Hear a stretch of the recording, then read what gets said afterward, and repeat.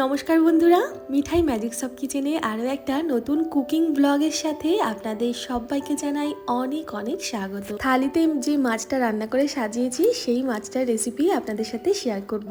এই যে এটা সেই মাছ। আচ্ছা, আপনারা এই মাছটা কী নামে জানেন অবশ্যই কমেন্ট করে জানাবেন। না বললাম এই কারণেই, আমি দেখেছি এই রুই, কাতলা, বাটা, ইলিশ, পুঁটি, এইসব কিছু কিছু মাছ, মানে নির্দিষ্ট মাছের নাম ছাড়া কিছু কিছু মাছ আছে যেমন আমুদি, লোঠে, কাঁকলে, মানে এই মাছগুলোর এক এক জায়গায় এক এক রকম নাম। তাই বললাম আর কি, আপনারা জানাবেন তো এই মাছটা আপনাদের ওখানে কী নামে পরিচিত। আমি যখন বাজার থেকে এই মাছটা কিনে আনি, দোকানদার বলেছিল এই মাছটার নাম তুলা সার্টিং। সার্টিং মাছ একটা আছে, আর সেই মাছেরই প্রজাতি এটা তুলা সার্টিং। এটা নরম তুলতুলেই, দেখুন একদম নরম হয় বলে এর নাম তুলা সার্টিং।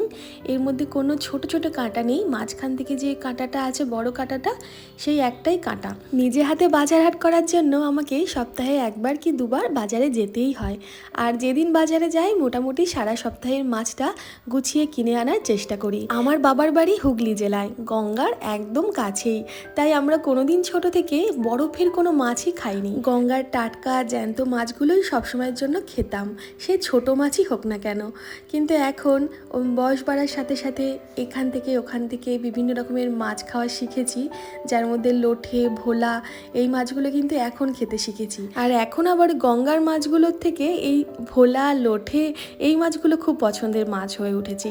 এই তুলা সার্টিং মাছটা প্রথমবারের জন্যই আমি কিনে আনলাম, বাজারে দেখলাম, দেখতেও সুন্দর লাগলো, আর সবাই দেখলাম নিচ্ছেও। আর আমি যখন মাছালার থেকে কোনো নতুন রকমের মাছ কিনি, ওনাকেই জিজ্ঞেস করি, আচ্ছা মাছটা কী দিয়ে রান্না করব, এই মাছটার সাথে কি পেঁয়াজ যাবে বা আদা জিরে বাটা দিয়ে করব? তো মাছালাই আমাকে বলল, নিয়ে যান বৌদি, ভীষণ ভালো, বাচ্চারাও খেতে পারবে, এটা সমুদ্রের মাছ, আর এই মাছের স্বাদ যেহেতু মাঝে মাঝে একটু টক টক লাগে, তাই আপনি এটাকে টমেটো আর পেঁয়াজ দিয়ে রান্না করবেন। ব্যাস, যখনই বললো টমেটো পেঁয়াজ দিয়ে রান্না করবেন, বাকি মশলাগুলো মনে মনে ঠিক করে, রেসিপিটাও মনে মনে ঠিক করে 500 গ্রাম মাছ 80 টাকা দিয়ে কিনে আমি বাড়ি নিয়ে এলাম। ভালোভাবে মাছটা আমি কেটে ধুয়ে রেখেছিলাম, যখন সব মাছ ধুয়ে পরিষ্কার করি, তারপর ফ্রিজে ছিল, আজকে বার করে এটা রান্না করছি। আগের দিনও মাছটা ভালোভাবে ধুয়েই আমি ফ্রিজে রেখেছিলাম, তারপর আজও ফ্রিজ থেকে বের করে আবারও ভালোভাবে ধুয়ে নিলাম, সেটা তো আপনারা দেখলেনই। তারপর ভালোভাবে জল ঝরিয়ে এতে লবণ, হলুদ আর 2-4 ফোঁটা মতন সর্ষের তেল দিয়ে ভালোভাবে মেখে রেখে দিলাম। প্রথমবারের জন্য মাছটা ভাজবো তো বুঝতে পারছিলাম না মাছটা ফেটে গায়ে আসবে কিনা, তাই একটু সর্ষের তেলও সাথে মাখালাম। সর্ষের তেল মাছে মাখিয়ে মাছ ভাজলে চট করে মাছটা ফেটে গায়ের মধ্যে আসে না। এবার আমি মশলাটা তৈরি করে নেব। একটু বড় মাপের পেঁয়াজের অর্ধেকটা পেঁয়াজ কুচিয়ে নিয়েছি, রসুন নিয়েছি 10-12 কোয়া, আর কাঁচা লঙ্কাও বেশ কিছুটা নিয়েছি, সাথে 1 চামচ গোটা জিরে দিয়ে আর 1 ইঞ্চি মতন একটু আদার টুকরো দিয়ে মিক্সিতেই সব কিছু পেস্ট করে নেব। একবার শুকনোভাবে ঘুরিয়ে তারপর 2 চামচ মতন জল দিয়ে আবারও এটা ঘুরিয়ে নিলাম। দেখুন একটা স্মুথ পেস্ট তৈরি হয়ে গিয়েছে। এই হচ্ছে আমাদের মেন মশলা, এই মশলা দিয়েই কিন্তু ঝোলের স্বাদটা আসবে। এরপর আমি একটা ফ্ল্যাট কড়াই বসিয়ে দিলাম, মানে মাছগুলো যেহেতু বড় বড় আছে, গোটা গোটা আছে, তাই যাতে ভাজতে সুবিধা হয় এর জন্য একটা চওড়া কড়াই বসিয়ে দিয়েছি। কড়াইতে বেশ কিছুটা সর্ষের তেল দিয়েছি, তেলটা খুব ভালোভাবে গরম করেছি। তারপর প্রথমে 3টে মাছ ছেড়েছি।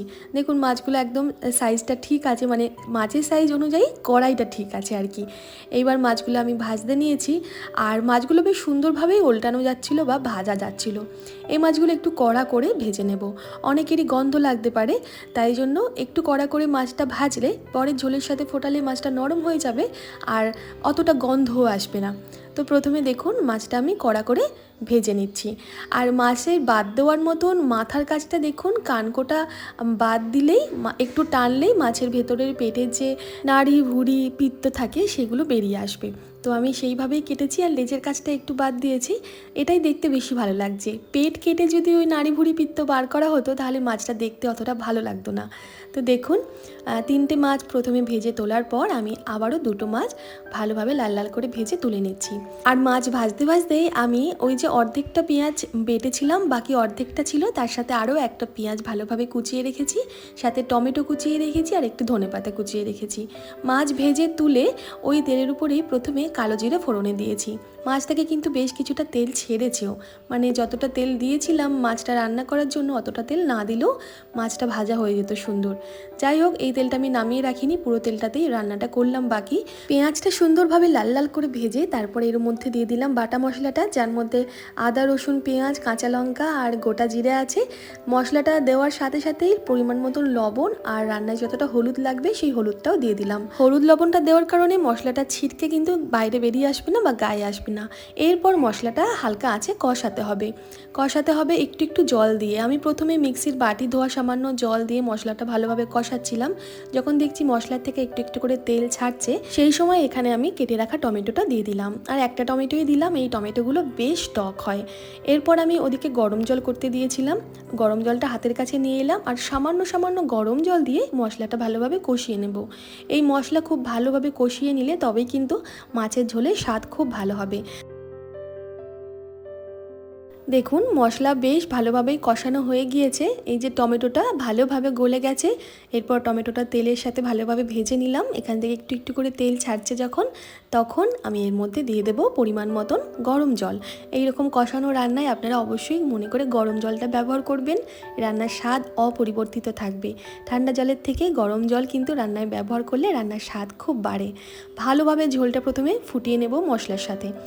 ঝোলটা 3-4 মিনিট মতন মশলার সাথে খুব ভালোভাবে প্রথমে ফুটিয়ে নেব, যাতে মশলার সমস্ত ফ্লেভারটা ঝোলের সাথে খুব ভালোভাবে ছড়িয়ে যায় আর মশলাগুলো বেশ কিছুটা রান্না হয়ে যায়। তারপর আমি মাছগুলো একটা একটা করে সুন্দরভাবে বসিয়ে দিলাম। এবার মাছ দেওয়ার পরেও আমি ঢাকাও দেব না, মিডিয়াম ফ্লেমে ঝোলের সাথে ভালোভাবে ফুটিয়ে নেব। আমি ঝোলটা প্রথমে একটু বেশি করেই দিয়েছি, যাতে ঝোলটা খুব ভালোভাবে ফুটে একটু ঘন হয়ে যায়।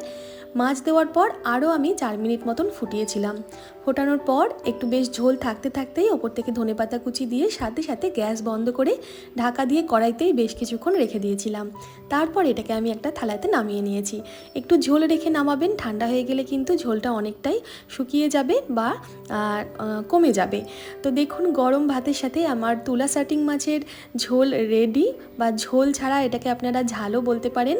আজকের এই থালার রেসিপিগুলোও কিন্তু আমি আগের ব্লগে শেয়ার করেছি, মানে লাউ দিয়ে উচ্ছে দিয়ে তেঁতোর ডাল, এই লাউ খোসা আলু ভাজা, পুরো ব্লগটা আগের ভিডিওতে শেয়ার করেছি, দেখবেন আপনারা। আর আজকের রেসিপিটা কেমন লাগলো কমেন্ট করে জানাবেন।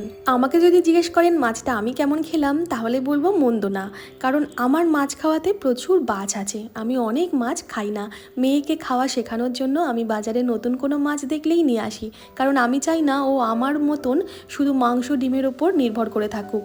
কারণ ওর রয়েছে কোল্ড অ্যালার্জি, ডিমের অ্যালার্জি রয়েছে, আর মুরগির মাংস মানে ব্রয়লার মুরগির মাংস অ্যালার্জি রয়েছে। আর এছাড়া ব্রয়লার মুরগির মাংস খাওয়া খুব বেশি ভালো না, খাসির মাংসও খাওয়া খুব বেশি ভালো না। তো আমি চাই ও সমস্ত রকমের মাছ খাওয়া শিখুক, ও মাছ খাক ভাত খাক, দিনে একবার করে। সবজি খাওয়া তো আমি ওকে শিখিয়েছি, কোনো অসুবিধা নেই, কিন্তু এই মাছ খাওয়াটাই সব রকমের শেখাতে পারলে আমার নিশ্চিন্ত। আর মাছের ঝোলের স্বাদটা দুর্দান্ত হয়েছিল। তো আমি বলবো আপনারা যারা নতুন মাছ খেতে শিখছেন আর ভাবছেন যে এই মাছটা খাবো নাকি, খেতে পারেন। মাছটাতে প্রচুর মাংস আছে, একটা কাটা বাছতেও অসুবিধা নেই, খুব একটা খারাপও না। তবে বলবো আদা রসুন পেঁয়াজ দিয়েই রান্নাটা করবেন, জিরা আদা বাটা দিয়ে শুধু ভালো লাগবে না। আজকের রেসিপি ভালো লাগলে একটা লাইক কমেন্ট করতে ভুলবেন না কিন্তু বন্ধুরা। সবাই খুব ভালো থাকবেন, ধন্যবাদ।